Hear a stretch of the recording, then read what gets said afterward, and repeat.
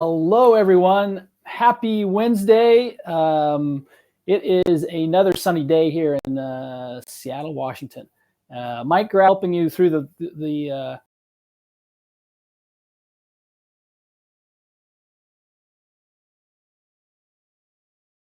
quagmire, as some of you may call it. So I'm here to help you get through all the crap that you go through when you're starting your startup or growing your business. So I've been lucky enough to do that several times. 6-time founder. Have raised money, have lost money. I've failed miserably. I've sold a couple companies. So I've done all those cool things and fun things. And so I'm here to share those experiences with you and to hopefully make us all a little bit smarter, me included. So thanks for joining me. Give me a thumbs up. Let me know what's going on out there. Let me know where you're coming from. I'm on live a couple times a week, usually on Tuesdays and Thursdays. I'm on live today on Wednesday, and I'll be back tomorrow for another live session. And so today I want to talk a little bit about how we grow our business. How do you grow your business? So again, I'm going to assume that you have a business. And so I'm not going to be talking about having a startup per se, but I'm saying you have a growing business, you have customers, and et cetera. So you have a real business, and how do you grow that business?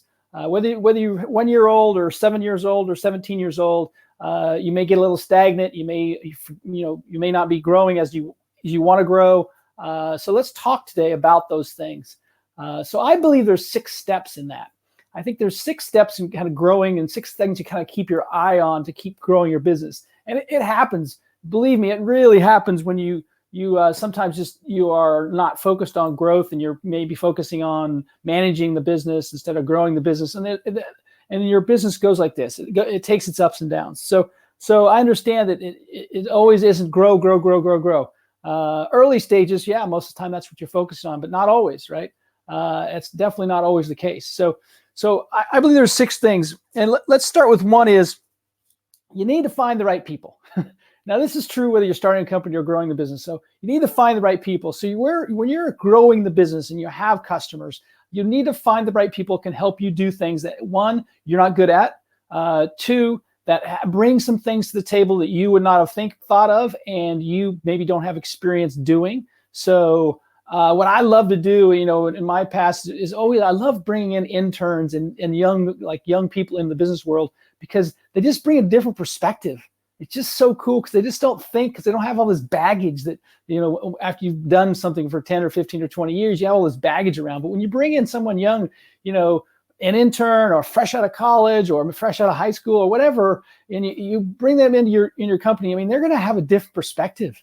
And they just tell you things and they're willing to share with you. So I always recommend finding interns to help you and do things and kind of give them free reign and let them think through things and offer suggestions. Some of those suggestions just may be killer ideas. Some of them may not, but you got to hear them out because they're coming from a different perspective. So hiring the right people, finding the right people is critical. It's critical at every stage, but it's also critical when you're growing. So if you want to grow and you don't have the skill sets as a CEO, maybe the leadership team doesn't have the skill sets to kind of grow it to the next level, then you need to either replace a leadership position or find an additional one.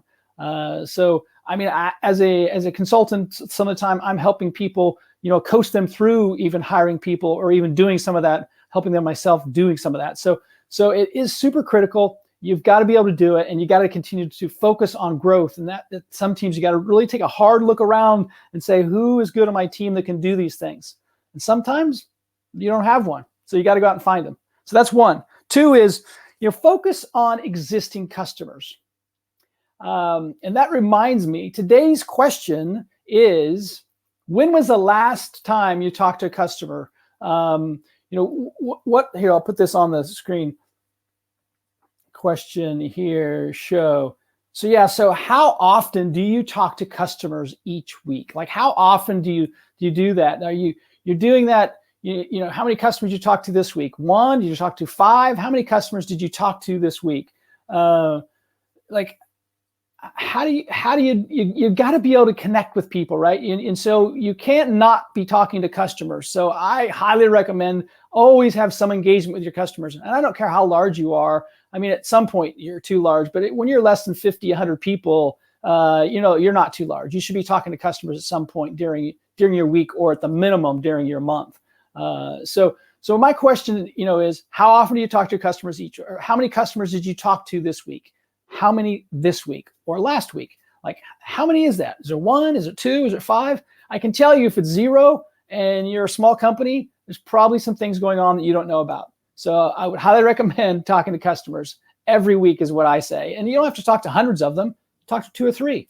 Pick up the phone and call a customer. You'd be surprised what people will tell you. So that's one thing. And the second thing when you're talking about customers is get rid of the bad ones. Get rid of customers who are just, they're a time suck. They take all of your time and maybe they take all of your energy. So, one of the best advice I ever got from a mentor way back, probably 20 years ago, was, hey, if you got a customer that's doing the 80-20 rule, except they're taking 80% of your time and giving you 20% of revenue, then you need to get rid of them. Get rid of the bad customers. And so those customers are bad customers, someone that's taking a lot of your time, or your team's time, or someone that is giving you money but not giving you the money that the times to take, that they're taking the time to service them. So be aware of that. There's got to be that give and take, and sometimes it's just better off to get rid of the customer, because it allows you to do is, let's just say if a customer spent a lot of time on, you get rid of them, you free up all this time that you can spend time with other customers. And that's the key here, right? So again, we're talking about how we grow our business today. That's what we're talking about today. So how do we grow it? We focus on our customers, existing customers. So we look at that customer base and say, what else could we service to them? What else could we sell to them? What else could we help them with in their customer journey with us? And look at that, build a new product, launch, an ancillary product to an addition for a current product. There's lots of things you can do there, but look at your existing customers first. I know it's fun and sexy to go out and grow and get new customers on an outreach perspective, but it's definitely normally easier to sell to an existing customer than it is to a new customer, as you would expect, and not a surprise there. So today we're looking at how do we grow our business, and whether that's a 1-year-old or a 10-year-old or a 20-year-old company, how do we grow that business? Step 3 is, let me refresh this so I don't miss anything here on that. There we go. Okay, so step 3 is, because I believe there's 3 steps, right, for that, and like how do you the third and kind of more important thing. Oops, I got this volume going. I'm gonna shut that off. The third thing is set clear goals. Now, I can't really say it any other way. The goals have to be clear, meaning how do you, it needs to be clear to the employees that are supporting that goal and clear to you as writing the goal. But you need to have a goal that's really clear. Like, it needs to be measurable. It needs to be attainable. It can't be something so far out there that you're just not going to achieve, right? So again, make clear goals and make them public. Put them on the wall. Put them out. Make them known. Like, just don't put them in your bathroom mirror. Like, you got to have people knowing the goals, right? So the company. It can't be just your goal. It's got to be the company's goal.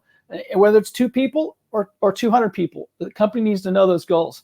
So set clear goals and publish them, right? I think that's super critical. I hear a lot of like, I have these goals, and then I ask, well, who's helping? Like they're not even talking the goals with other people, right? So you have to talk through it with other people within your company, and you have to publicize those goals within your company. So that's 3. 4 is invest in yourself, right? So invest in yourself. So as a CEO, founder, you need to invest in your learning and your growing, because if you get stagnant, right, the company gets stagnant. So it's important that you are always challenging yourself. Maybe bring in a coach, maybe bring in go to a workshop, maybe hire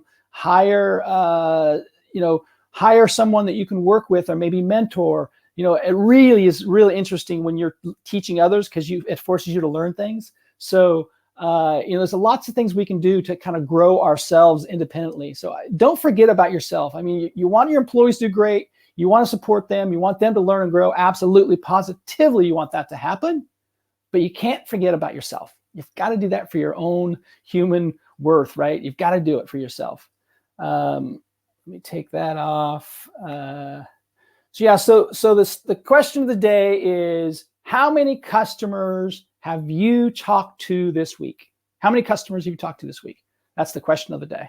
Number 5 is don't stop learning as a company, right?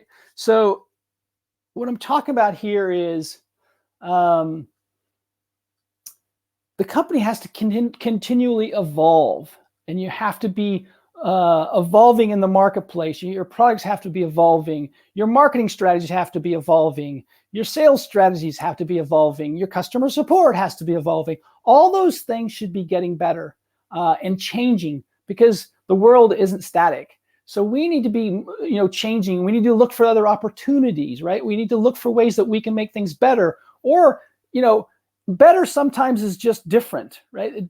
And so there may be some efficiencies gained in doing something different, but there also may be some learnings that happen when we're doing something different, right? Maybe we learn more if we do it a different way from our customers, which allow us to make better products. I mean, there's lots of ways to learn for your company and for your employees. I mean, sure, you can do trainings, you can hire consultants and do all that stuff and bring them in and teach you, cool stuff. But at the end of the day, your company needs to be learning as an entity.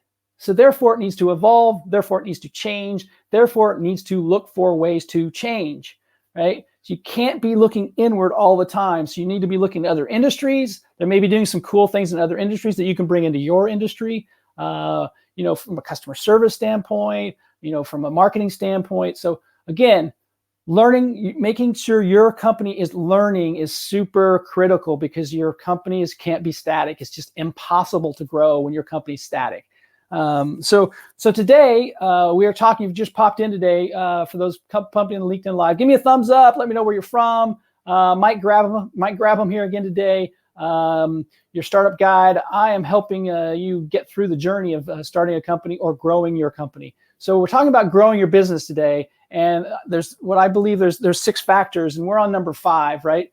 So number 5 is, how do we keeping that learning entity moving, keeping growing? Number 6 is be a positive influence in your community. Now, I can't say this enough. This is like basic stuff.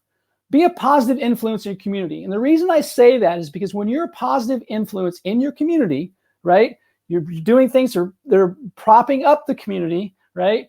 And it doesn't have to be like always around your product. You could be doing some things that aren't necessarily for your product, but propping the community up, bringing people in your community up. That is a great thing, because here's what happens when you are being a positive influence in your community.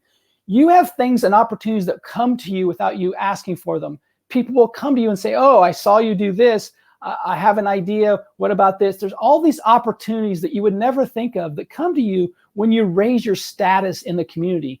And you raise your status by just helping others, right? Helping others do things. So I'm not saying you need to be the kingpin of the city, right? I'm just saying you need to do things for other people in your community, and you will automatically, just naturally, raise your status in the community, which just gives you more opportunities.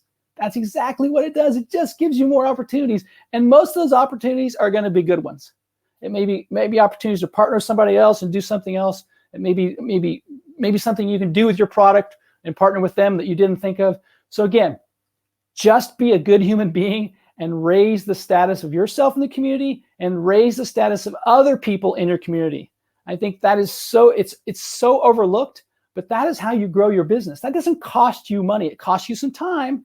It may cost you some time, but it's not going to cost you real dollars.